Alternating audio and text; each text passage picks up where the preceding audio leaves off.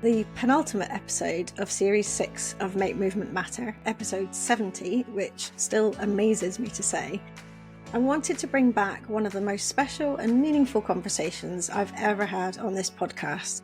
Back in July 2024, I had the privilege of interviewing the extraordinary Dr Gladys McGarey at the incredible age of 103.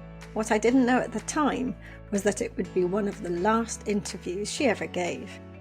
Dr Gladys passed away on 28th of September 2024, leaving behind an incredible legacy and a way of looking at life that continues to inspire so many of us. I feel incredibly honoured to have shared that conversation with her, full of wisdom, warmth, and a perspective on living well that feels even more relevant today. Her book and her teachings live on, and re-releasing this episode now is my way of keeping her message alive and celebrating her remarkable life once again. As we step towards 2026, this feels like the perfect moment to pause, take stock of where we are, and reconnect with the things that bring meaning, joy, and purpose into our days. Dr. Gladys had a way of reminding us what truly matters. Movement, love, laughter, listening, and choosing to move toward the light even when things feel difficult. I hope this conversation encourages you, uplifts you, and helps you look ahead to the new year with curiosity and excitement. It's a gift I'm humbled to share again. Let's revisit this beautiful episode with Dr. Gladys McGarey. So why do you think that there's still often a separation between the way that we view physical, mental, and emotional states? Most of the field of medicine is still a war against disease and pain. And I think it's not really the answer. We have to look at it differently. We're not trying to kill disease and pain. We're trying to understand it. So my focus on the whole healing process is understanding what it is that disease and pain are telling us, not trying to get rid of that disease. The truth is how today's special guest, Dr. Gladys McGarey, describes her message. She herself says she's only been able to truly find her voice since she was 93 years old, but she's been spreading her message about holistic healing for over 8 decades in her work with individuals and pioneering her integrated approach for 5 decades, giving her the name the Mother of Holistic Healing. For the last in the second series of the Make Movement Matter podcast, as Dr. Gladys and I both agreed, technology really is at its best when we have the honour of being able to spend time with and hear the wisdom of someone who has been alive for 103 years and lives on another continent. I was so excited to talk to the inspirational Dr. Gladys and discuss her wonderful book, The Well-Lived Life. We regularly circle back to the importance of our perspective about life in order to find wellness, covering topics like comparison, fear, love, pain, and joy. And I related to my own learning through my experience with pain and learning about myself through the lens of movement. We also talk about her view on looking forward to the future. Dr. Gladys is a storyteller who shares thoughts, wisdom, and experiences that we can all learn from. I thoroughly enjoyed this special conversation and hope you do too. This is the last in the second series, but please do press follow wherever you get your podcasts, as there are a few shorter episodes over the summer break that you might find helpful. And I'm back again with some fabulous guests in September. If you've enjoyed this series, please review, share your favourite episodes, and make movement matter in your own life by heading over to reclaimmovement.co.uk to start moving more naturally. Firstly, Dr. Gladys, it's a real honour for you to give me and my audience your time. So thank you so much. Well, I'm thrilled. I'm thrilled to be able to do that. Could I have even imagined such a thing when I didn't even know there was such a thing as a telephone when I was growing up? It is truly, truly amazing. And it gives me such a great opportunity to be able to chat to you, which is, I can read your book and then be able to actually chat to you. So I'm so grateful. in my work, I encourage people to rediscover the joy in moving their bodies again for the myriad of benefits that it brings. But for most, it isn't as simple as showing people how to move. I've come to learn that it's equally important to find out how they view their bodies and how movement plays a role in their lives. So their perspective on movement. You mention the word perspective on page 1 of your wonderful book, The Well-Lived Life, which I will just give a little show, which I have absolutely gobbled up. And it contains 6 secrets of true health and happiness. In this conversation, I'd like to dig a bit deeper into your second secret: all life needs to move. Uh-huh. Although I know other secrets will come in because they're all interrelated, which is great. But I'd like to start by asking you about the chapter on being stuck, as I find this incredibly accurate representation of how lots of my clients and people in my audience find themselves. So in your over 80 years as a doctor, and described as the mother of holistic medicine, which is an amazing title, when someone came to you over your years with a problem about how they move, how do you approach finding their real blockage, as you called it in the book? First of all, I have to listen to them. So many patients have come to me and said, you know, this, that, the other doctor told me what to do, but didn't listen to me. Well, I don't see how in the world I can work with a patient if I don't listen to their story. And their story is their own story, and it has to be moving. It is not great movements. It doesn't mean moving from India to the United States. It means moving your toes and your knees and your eyeballs. Absolutely. So it's that kind of movement. And along with the 6 secrets that I have, I also have 5 L's that I'd like to. Can I share those now? Yep, absolutely. Please do. The first 2 L's are life and love. They have to move. They have to be together. It's like a pregnancy. They're the first, you know, when you're pregnant, everything you eat, the child eats. Everything you think the child thinks. You're one unit throughout that whole pregnancy. But the unit becomes its own person. In other words, we're femifesting in the whole first process, but we begin to manifest when that baby takes its first breath.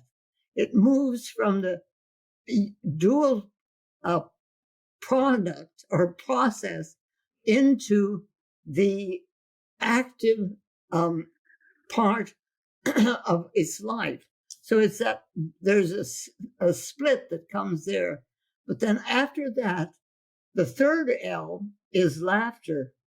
Laughter without love is cruel. It's mean. It hurts. It breaks up families. It causes wars. But laughter with love is joy and happiness. And think of the difference between you when you talk about the other yucky things, and then you talk about joy and happiness. We all kind of put our shoulders back and smile. You can't help it. The fourth one is labor. Oh, too many diapers, too much to do, gotta go to work. Life is too hard. But labor with love is bliss. It's why you're doing what you're doing. It's why I'm doing what I'm doing, and why a singer sings, why a painter paints. It's the very essence of what we do. Laughter with love is not drudgery. You work 10 times as hard doing what you're doing right now as when you were dragging yourself through it. Me too. It's because this is bliss. This is what I want to do. This is who I am. It's that kind of a pull that we have towards life.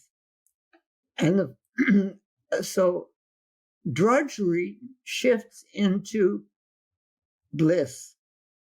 And then the fifth one is listening. Listening without love is empty sound. You don't hear what the person's saying. But listening with love is understanding. So these 5 L's take the whole process of life and move it into its movement. And the movement is love. Its movement in our lives is love. So when you got to spend time with a patient, you would try to assess where they were on that journey of understanding about the 5 L's when you were looking at whatever it was they came in to see you with? That came later. That understanding after I had been working with patients and having it happen. Yeah.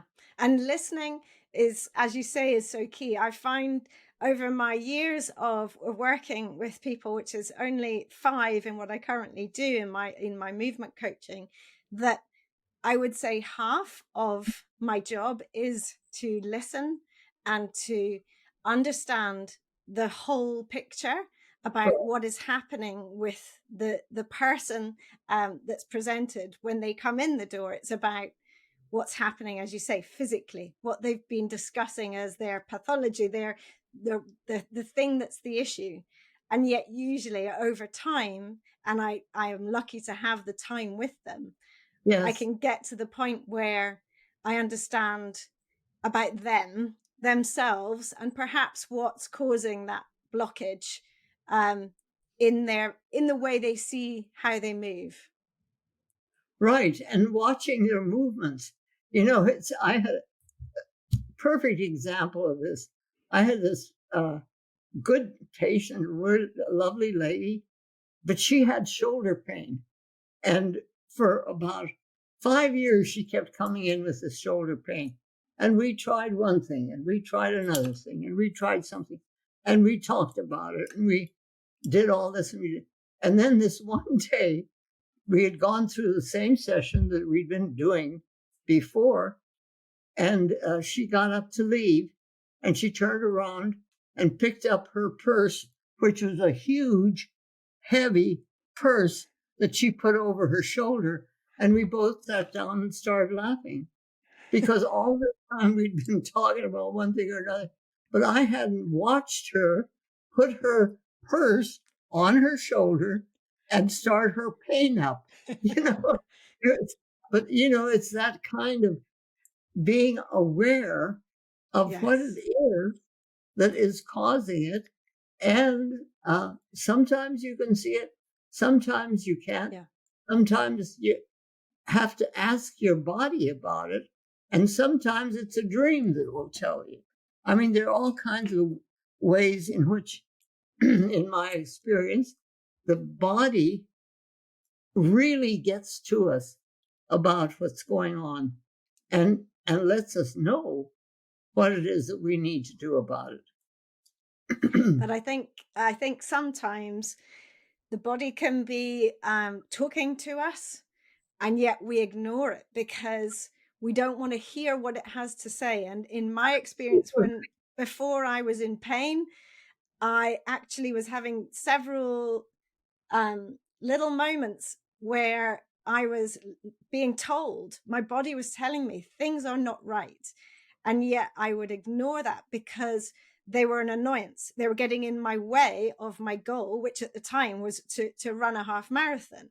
And yet my body was saying, I'm not ready for this, and we're not in the right place. And so I would get some kind of treatment, and then it would just come back. Everything would always come back because I was suppressing the reality, which was that I am hypermobile and I wasn't strong enough to be running longer distances. And to my detriment, I then was in pain for 4 years.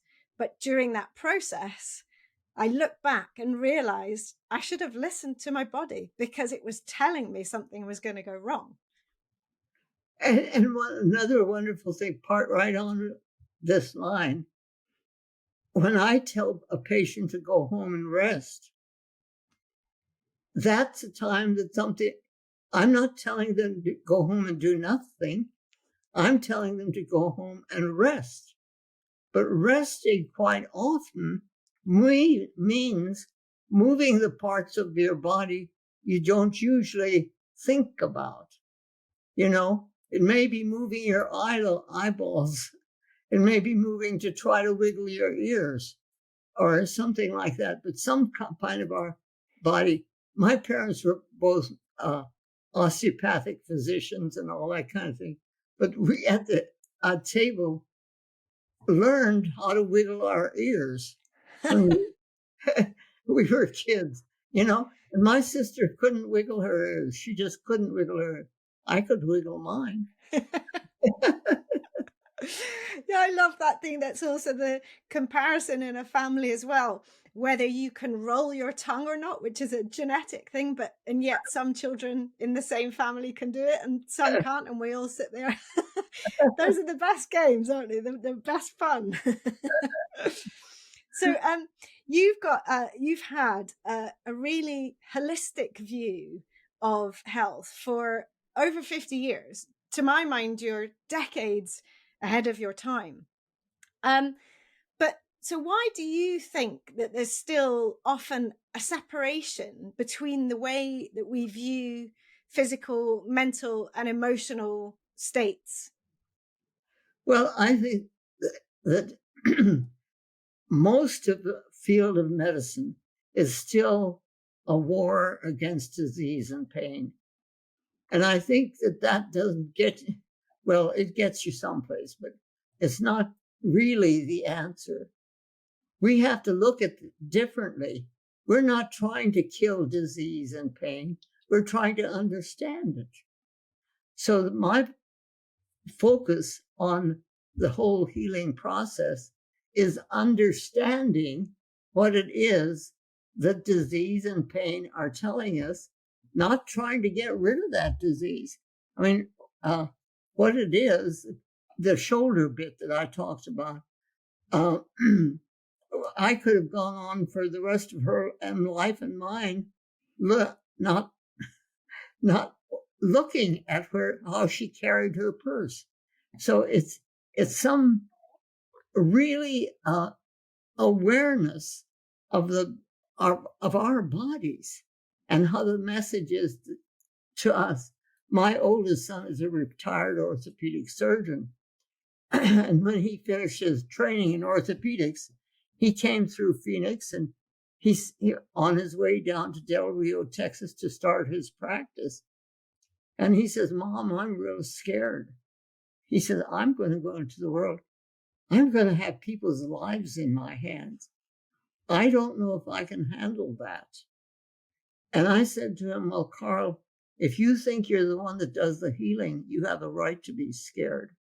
But if you can understand that it's your job to, with love, connect with your colleague who is the physician within that patient, because that within that patient is the person, the real doctor that is going to do the healing. And so that when you are talking to the patient listens to that. But the part that's really taking it in is that colleague of yours who's within that patient, who takes it and says, "Yes, this is what we can do." And then that's what the patient does, and the healing begins. So it's you are not the one who's doing the healing. So don't be afraid of the responsibility that comes with the transference of the understanding of what it is that you're doing and watching the patient heal. So you're giving the patient the agency over their own situation. Right. Yeah. Right. I have another story along this line. Sometimes these stories illustrate things better than words. Absolutely. I have a wonderful colleague who's a psychiatrist here in town, and just a really good guy. Been friends for years. And he's still working with the University of Arizona Medical School. So he talks to medical students and works with them. So he told me a while back, he had a student who was waiting for him at the door of one of the patients. And he came up and he said, okay, let's go in. And she says, oh, we don't have to. And she had the chart in her hand. And he said, what do you mean we don't have to? And she says, he has Alzheimer's. He won't understand anything. And he said, now, wait a minute. He said, there's more than one person in that room. He's also got his wife in that room. And he may not be able to respond to what we're doing or what we're saying, but she will. And she'll take it all in. And she'll interpret it with love into what it is that is the way she can work with him. And the whole process goes on. But it's not something that we can't do because we also have to go and touch them. Now, somehow in her training, that particular aspect of the doctor's place in this whole picture was being left out. So it's so important that we understand that we are moving parts of the whole universe that have to keep moving with love in order to chart other parts of the universe to keep moving with love. It's the way life has to work. And I got a story I got to tell you. Okay. I was just going to interject and just say that so the things that you've described are basic fundamentals of human interaction: listening, yes, caring, and touching. Lots of things that in a way are sometimes lost in our modern society, and yet they're absolutely key to make connection and to help people to have agency over their own situation, because you're communing. Yes. Each one of us has that, So, yeah, the story I want to tell is that we had a wonderful friend all through, he was a young man and he grew up and he spent time at our home, ate at our table and all of that kind of thing. We really loved James. And then he moved into dementia.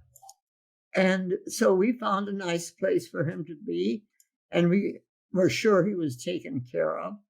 And this one day, I went to visit him in the home, and I had brought a little plant, just in a little pot that had, it was just a little green plant. It wasn't anything particular at all. And I came in and I said, James, now he's not paying any attention to what I'm saying. Here's a plant for you, and it's going to love you. And but I'd like for you to take care of this plant because it's going to need love. And so, I'm just talking this way. He's not listening to anything I'm saying. At least I can't see that he is. And so I give him the plant and I put it in the window and I show him how to water it. And then I leave. And I come back a week later and he meets me at the door and he says, magic, magic. And I said, what? He says, look. And he takes me over. He says, box. And he takes me over to the air conditioning box. And he says, push this button, everything cool. Plant loves cool. Ah! And then he says, push this button, everything bad. It's too hot. Plant hates hot. And there he was. And I was so happy. Of course, it's magic. Of course, the whole process. But that little plant was able to get the message across to him, which what else could, you know? And I was so thrilled. I'm sure that's amazing. You know, it's magic. It's magic. That's just amazing. And it just shows about your other story about when the doctor wasn't even going to address the patient, even with the wife there, Right. that you never know in that situation what is being listened to, what's being absorbed. And that's a bit like all conversations, isn't it? About the importance of thinking about who is around us, and no, you never know who's listening in what way, and what a wonderful outcome that was. Yeah. Superb. Yeah. I wanted to talk to you a little bit about joy, because I don't think it's a concept that I had even thought about before I had my pain, and it was a real tool for me to rediscover an element of my life that had perhaps gone missing for a while. It had been present in many ways because I had 3 wonderful children that I was bringing up and so on. But I hadn't really found connected with it in myself. And it's something that you talk about a lot in your book. And I think a lot of people, I think it's a great way of helping people rediscover the best part of moving, because we can really find joy in the ways, in certain ways we move, when we find ways that light us up. And I was wondering if you would talk a little bit about your experience of how joy can help people to reconnect with movement. Oh, well, you know, just think about laughter. When you laugh, your diaphragm tickles the adrenals. Now, fear and hate sit or arise from the adrenals. I mean, these are the chakras I'm talking about. And so the adrenals can really be the moving factor that takes you into the darkness, but they can sure move you out of it too, because when you're laughing and the diaphragm tickles the adrenals, you can't help but giggle. I mean, if you see a little child giggling, it's very hard not to giggle with them. Infectious, yes. That reaching past the void, which is there if we allow it, but if we try to reach back over that and reach into the essence of what it is that this other being is doing and saying, it tickles your adrenals. And then part of that is then sort of tuning into your inner child in a way, isn't it? Because that joy and that liveliness, and that's why when children play and have imaginative play with laughter, and they don't think about how they move, they sort of just tumble around and just let their bodies do what they want. And yet as adults we can become quite restricted in our movement, we become inhibited perhaps by how people see us and so on. And yet when we, as you say, tune into that laughter, I think we forget all that. Yeah. And it's one of the good things about having stairs in a household. When I built my little house, I have my upstairs as my bedroom, but it was important. Now I can't go up the stairs right now, but you know, I mean, I'm 103. I have a right to. Anyway, but the stairs, the business of climbing, is what children love to do. They climb trees, they climb stairs, they climb. And they have to climb back down again unless there's somebody there to help them. But the whole process of going up and down is also moving in the atmosphere. And there's something about that too that we don't quite understand, but our bodies do. Our bodies understand that very well. Actually, what that is very interesting, because one of my key messages is actually encouraging adults, particularly, to sit on the floor daily, because I really see that not only the sort of physical benefit of being able to push yourself up off the ground it's linked with health outcomes and longevity in scientific studies, but also I do believe that, as you're saying, that lifting the whole way from the ground and touching the ground to coming the whole way up to standing, and even further, obviously, if you want to, is a really sort of natural thing that is really important for our brains. I think it's obviously brilliant for balance. There's all the things that we know, but also I think it helps adults particularly to fear less the distance down to the ground. And I think sometimes as we age, that there can be this fear that develops when we're regularly at chair height and above and don't sort of allow our bodies to go down further. So that sort of rings true with what you're saying about this concept of going up through the atmosphere in a way. Yes, and one of the wonderful things about grandchildren is that they drag grandparents onto the floor, and, Yes. And that's great. We are this intergenerational process is a real blessing to us if we pay attention. I was sitting in my recliner chair, and my great granddaughter was here a few months ago, and she's 5, and she was walking around the room and doing her thing, and all of a sudden I feel little fingers up the back of my neck. It was the sweetest thing. I was just sitting there, not just enjoying what I saw her doing. And then I feel these little tiny fingers climbing up the back of my neck. It was the sweetest thing ever.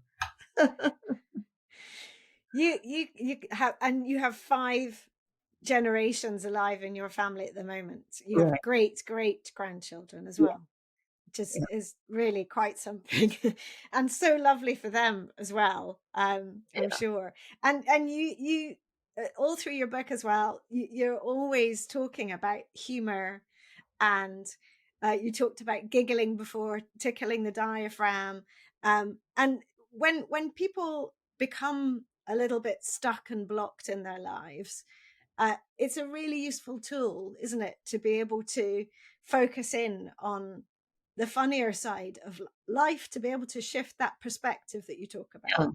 Look for humor. If you don't look for it, you don't see it. But if you're looking for humor, people are funny. They really are. And we're funny. We say funny things sometimes. I'll say something and my kids will crack up, and I think it's funny, but the fact that they in their 70s can think it's funny is very nice. Absolutely. So one of the things I wanted to talk to you about was also comparison. I think that in this information era, if you want to call it that, especially around in my subject area, exercise and movement, but also in general health and wellness, there's almost becoming a sort of negative competitive side of the world, where people are sort of comparing with others about those things. How do you see comparison, and when do you think that comparison becomes harmful?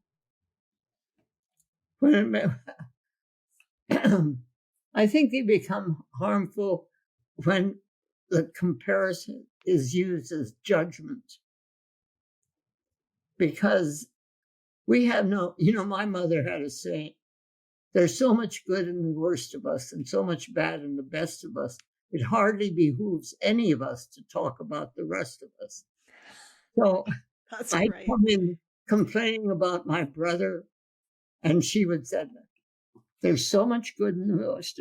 And I would mouth it after her because You'd heard it so many times. I knew what she was saying. But it's true. If all you look for is the bad in another person, all you're going to see is the bad in that other person. And all you're going to encourage is the bad in the other person. And the same thing with children. If all you see is what they're doing wrong and you're constantly correcting them, they're going to think that life is there to correct them. Life is there to encourage them to be who they are. And sometimes they need correction, but a lot of times they just need encouragement. And so it's taking life into the light and not into the darkness. And if you have done something that you're kind of ashamed of, or that you are ashamed of, and so you're always looking over your shoulder at what that was, you're going to get a stiff neck. But if you can understand, it's like I had my 99th birthday, and I was coming home from the birthday party, and I'm real happy. And I come to the grocery store, and I have my stuff in the cart, and an elderly gentleman comes up and says to me, he sees me with my cart, and I'm ready to put the things in my car. And he says, "Oh, may I help you?" And I said, No, I can do this by myself. And he says, he stands up straight and he says, "Well, I'm 86 years old." And I'm standing there beside him and, "Well, I'm 99. And I march off and get into the car, and I sat down on my seat and I started to laugh. And then I started to say, "You nasty old woman, you get up and go into that grocery store and find that man and apologize." So I'm beating myself up for it. And all of a sudden I start laughing. And I thought, no. This is two kindergarten people. I'm bigger than you are. I said, then I got thinking, he's going to go home and he's going to say to his wife, "Some nasty old woman came in and and they'll get to laughing about it. It'll be totally funny." I said, this is to myself, this is a really comedy piece. And I sat in my car and I couldn't even get my car started. I was laughing so hard because, the actual ridiculousness of the whole thing was so wonderful. And when we, it's terrible when we have that sort of comparison with others, when it becomes judgment. But what about when that judgment is on yourself and you're, for example, comparing to a past version of yourself or comparing to a future person you think you should be? Where do you think people can go with that? Oh, you can get stuck. You can really get stuck in the things that you have condemned yourself for and never forgiven yourself for. Those are really things that are hard to let go of. If you have helped, if somebody you love has been hurt by something you've done. I mean, these are things that happen in life, and you have to be able. You don't have to. The key is to be able to forgive yourself for that. And so it's a matter of working with that and realizing that we make mistakes. And sometimes the mistakes can be corrected, and sometimes they can't be corrected. Sometimes they're just there, they're mistakes. You can't erase them. And if you spend all your time trying to erase them, you're not going anyplace. But if you can let them go, my mother's symbol was, in fact, my sister and I were in our 90s when we realized we'd be talking and we'd do this, and we'd say, and all of a sudden we both said, why do we do that? And we both laughed and we said, oh, Kuch Parwani, which was my mother's symbol of when something was just not worth spending more time about, or, it's just something that's there. You can say, oh, it's not important, which in Hindustani was Kuch Parwani. So we'd be talking, and we'd oh, Kuch Parwani, and we'd go on with what we were talking about. It's allowing some things that if you give it energy and get stuck in a place, that it may not be worth doing that. It may be much more important for you to say, okay, let's let that one go because it's not getting us anyplace. And I think every one of us have found places where we've been stuck with something that either we did wrong or someone else did wrong, and it's a sore place. And if we keep pulling that back up again and looking at it and say, yeah, that's a bad place, it stays a bad place. But if it gives us proper place in the world scheme of things and say, oh, Kuch Parwani, and let it go, it will drop off and be gone, and you'll forget about it. Because my sister and I don't even remember what it was that we were Kuch Parwani.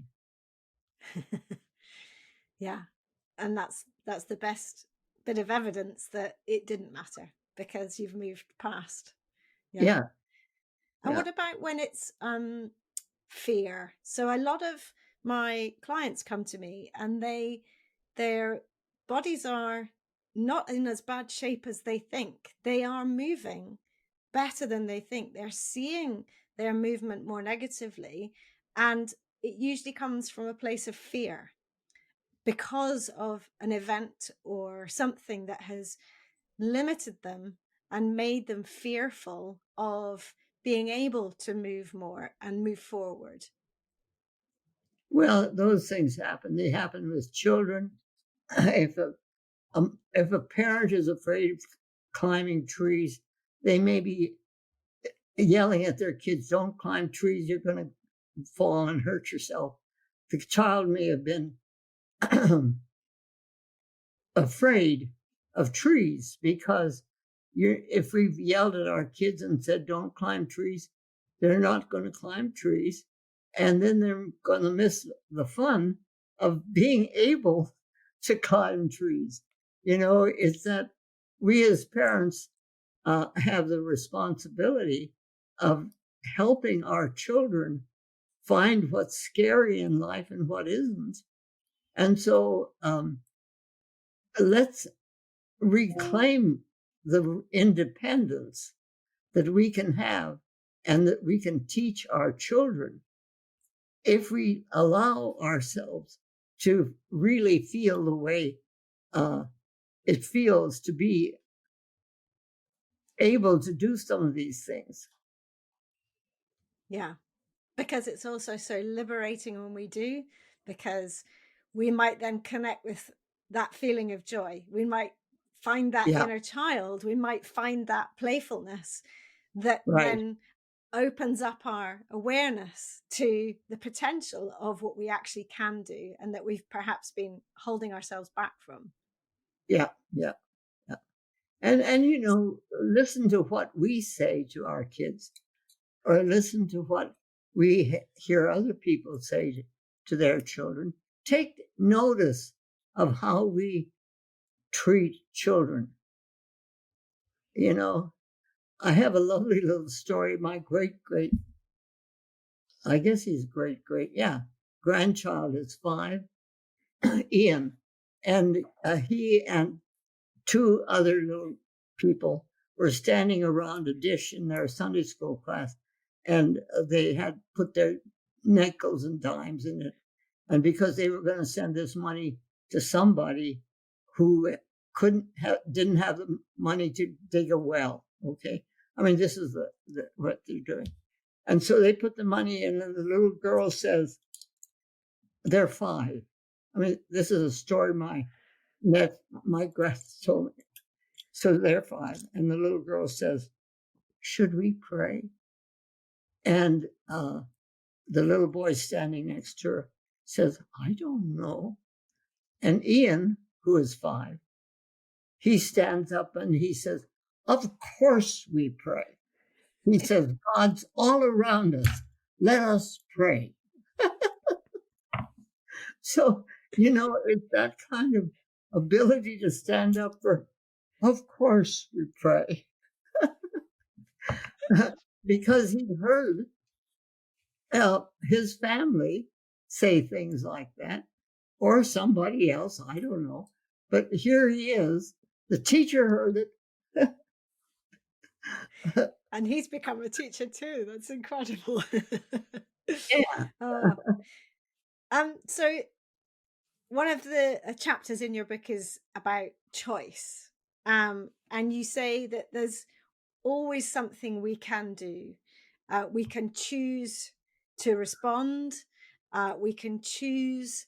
We have a choice about whether we focus on the fear or move towards love, as you talk about, and that we can choose if we're seized up.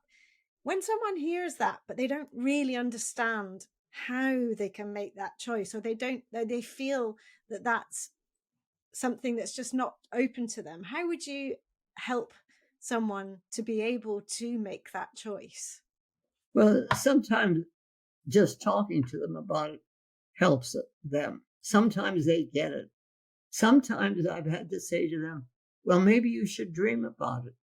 Maybe you should pay attention to your dreams about such and such. Or if it's something that I feel they were focusing on the negative, or I ask them about what they read or what they watch or on TV, point them towards the light. If you're working with somebody who is stuck in a dark place, see what you can do to point them towards the light. But it takes thinking about that and working with it. And as you do, you find out with that person what it is that can do that.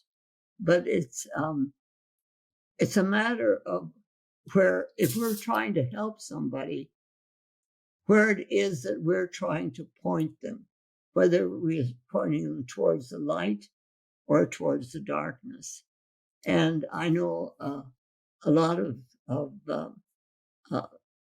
counseling goes towards trying to help them eliminate the stuff that they have going on in their life. And that's probably very important. And sometimes in trying to do that, you concentrate on it and it makes it harder.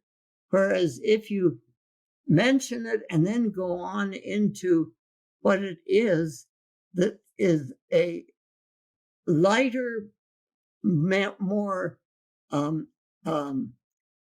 movable spot, and you go into that, it's like if I tell a person to go home and rest and they think that I've said go home and do nothing, that's not true. I told them to go home and rest. That's doing something. So if the doing something is important and it seems like you don't understand that, pay attention to it and see what it's really saying. It resonates with me about pain, because when I was in this chronic pain cycle, as I now look back on it, at the time I didn't see it as a cycle, I saw it as my existence, and I couldn't separate out the pain from me, as it were. And you talk about sort of not focusing on the dark, and for me that was the pain. Yeah. And if I just read a little line from your book, you say our brain feels as though it's in a loop sometimes, because it actually is. We found a well-trodden neural pathway and dug in deep. And that was, reading that line was very liberating for me in a way, because it was exactly what happened to me.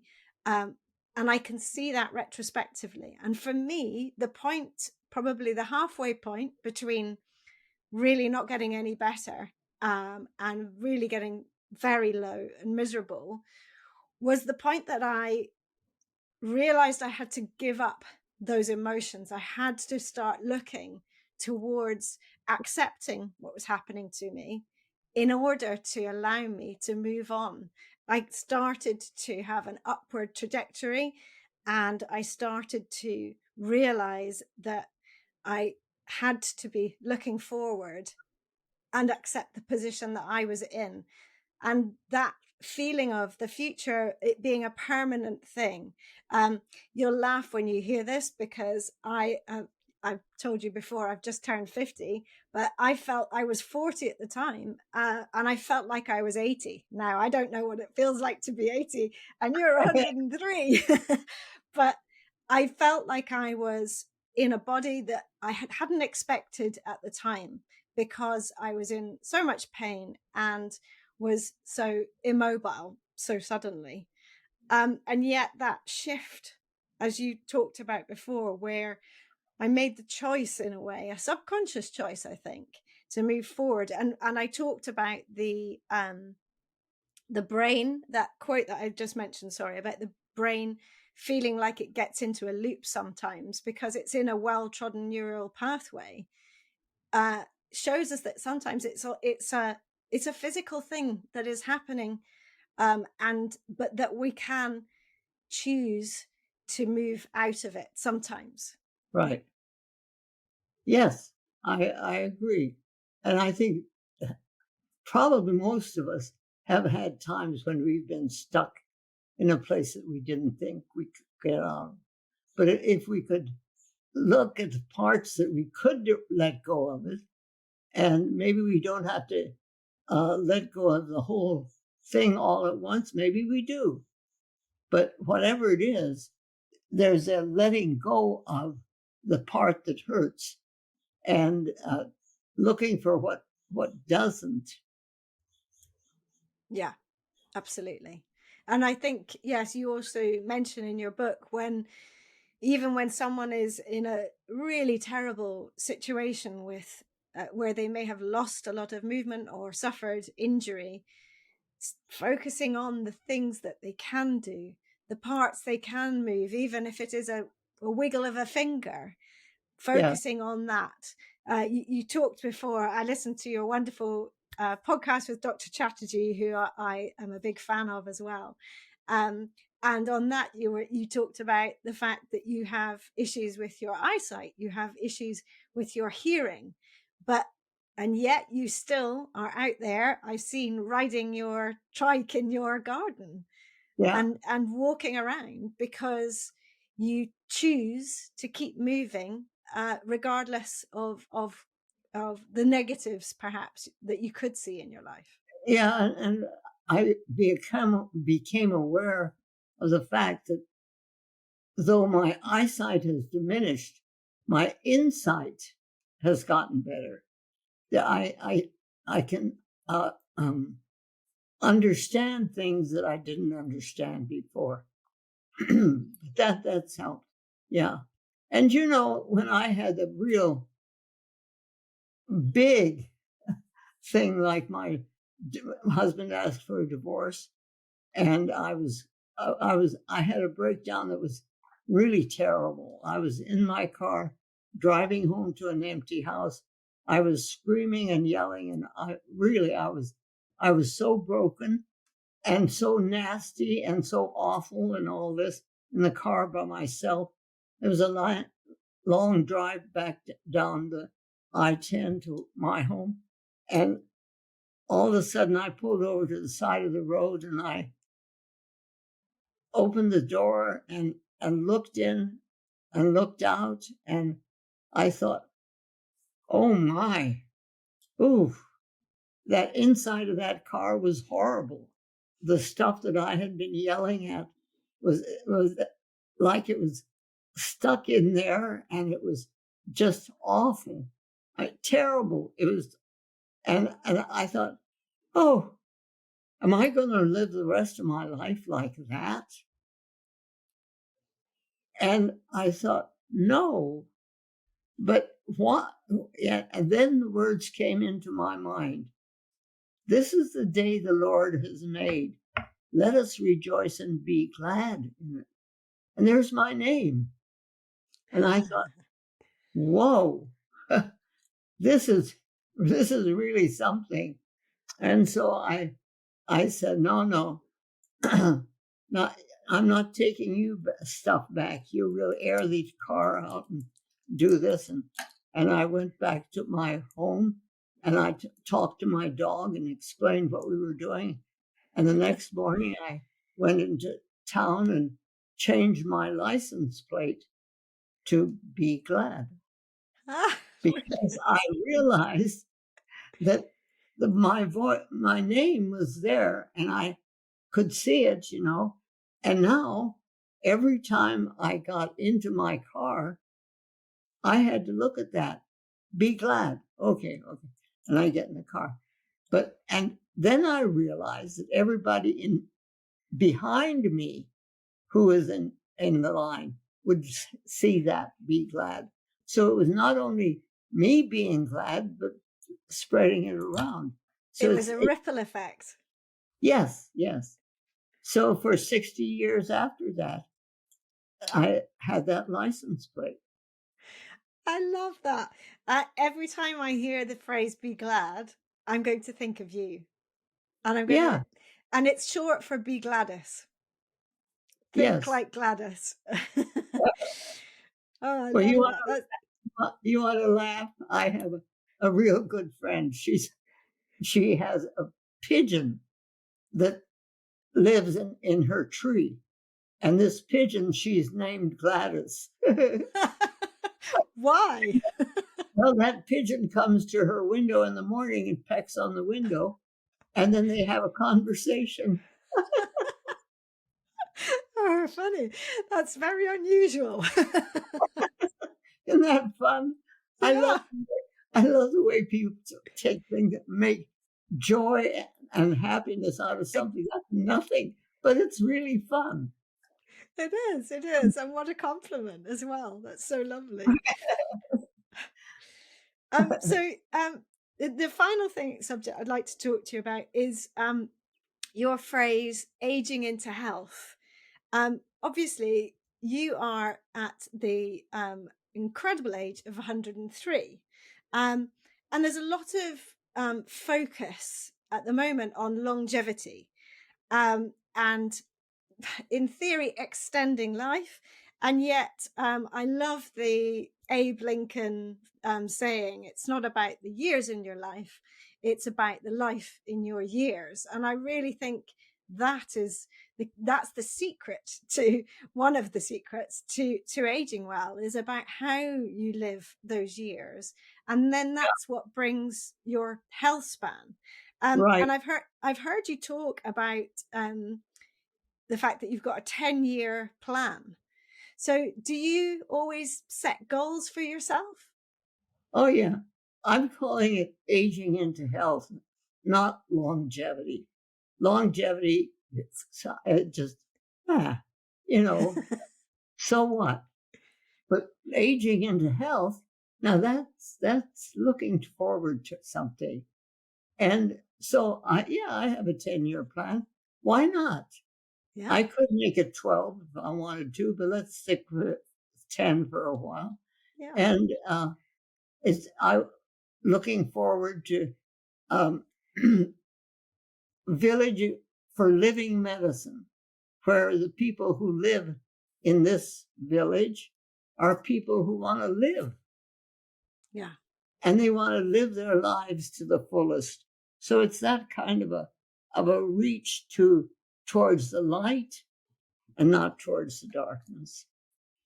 Absolutely. And making plans that can help you to continue to fill your purpose. Now, we haven't talked a lot about purpose today, and yet, it's a really important part of your message.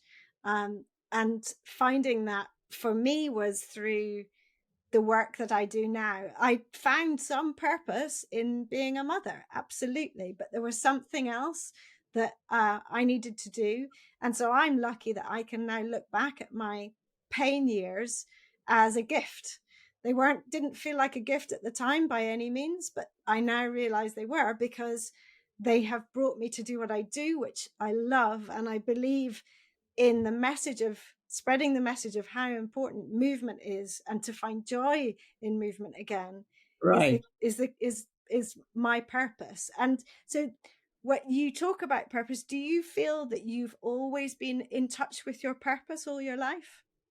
Well, in some way or another, yes. Because when my sister and I played with dolls, she wouldn't let me play with hers because they got sick. My dolls got sick and were in the hospital or something. But her dolls, if I played with them, they got sick. So I wasn't allowed to play with her dolls. It was that kind of a thing. So no, I really, well, my daughter, who's my partner in medicine, has been right along. When she was 2, and my husband was a doctor too, she came and stood up in front of us, and she looks up and she says, last time when I was a doctor, I was a daddy doctor, not a mommy doctor. And I said, well, ooh la la.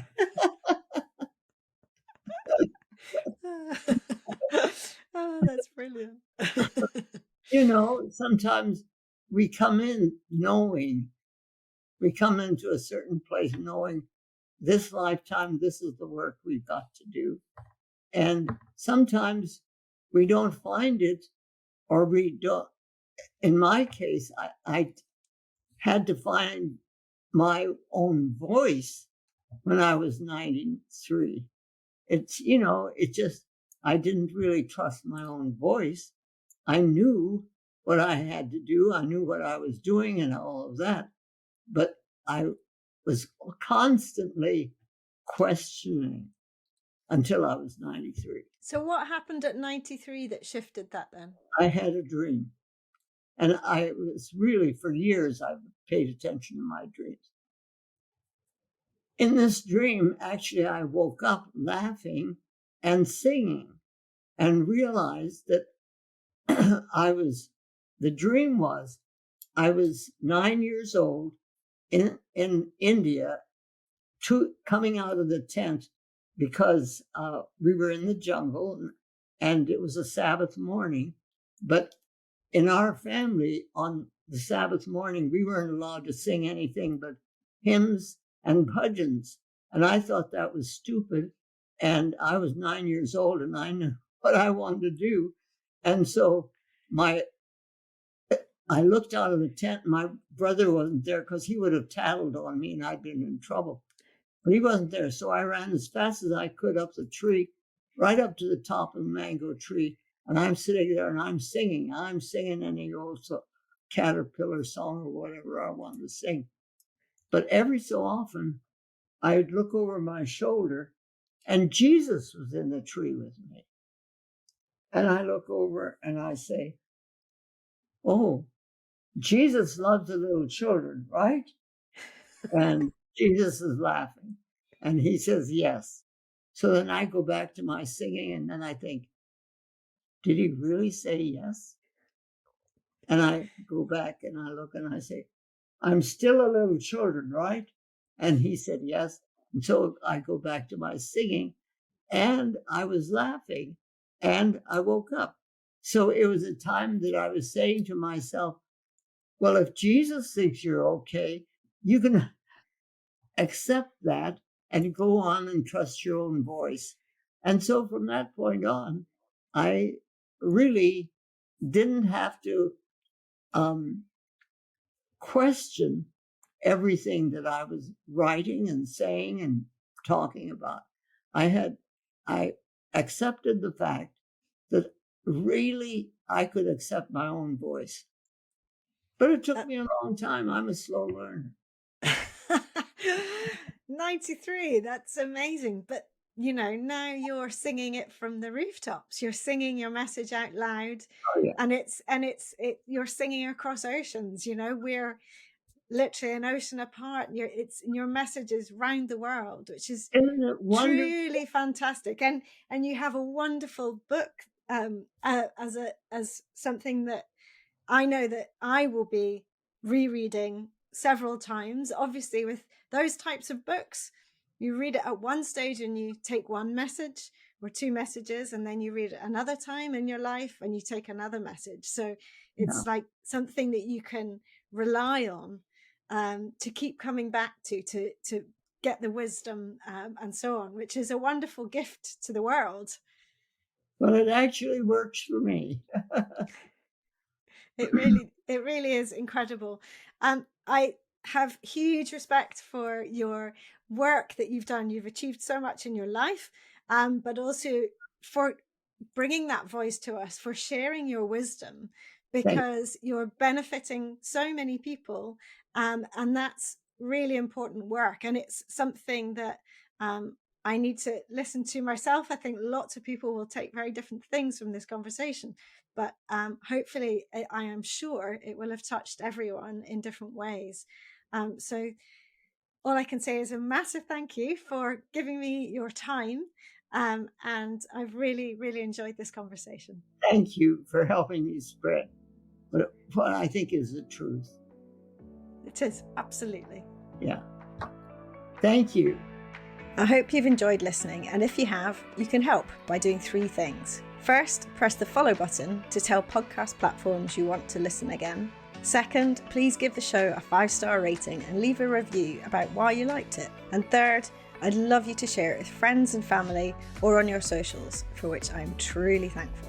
Finally, if this podcast is making you want to start reclaiming your own movement, join me in the Reclaim Movement membership for classes, both live and by replay, and countless videos of mini movement breaks to add into your daily life, covering practical and fun, important natural movements.